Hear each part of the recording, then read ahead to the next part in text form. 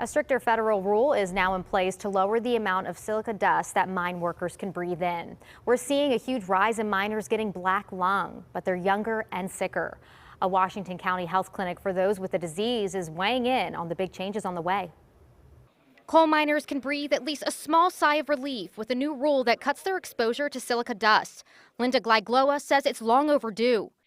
We've had to have a lot of severe illness and deaths, and we really didn't get this done till younger miners started getting sick and dying. She's the founder of Lungs at Work, a nonprofit medical legal clinic in Peters Township for miners in the tri-state area who have difficulty breathing. The U.S. Department of Labor's Mine Safety and Health Administration rule cuts the maximum silica exposure limit for an 8-hour shift in half and creates an action level for when exposure hits half of that. Silica dust is especially toxic, much more toxic than coal mine dust.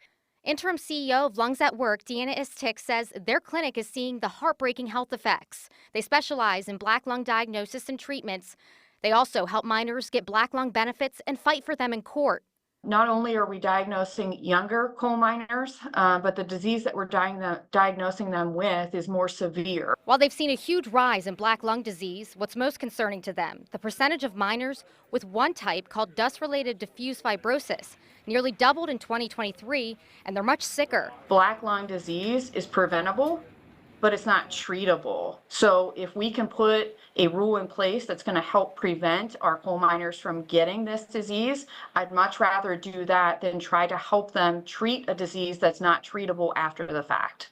They think that overall, the new rule is a great first step to help underground workers breathe healthier. It's heartrending, really, to take care of these people. They're good, hardworking people who have disease really through no fault of their own. So anyone that we can prevent, that's what we want to see. But we realize that whether this works or not will probably take at least a decade to determine, because black lung is a latent and progressive disease.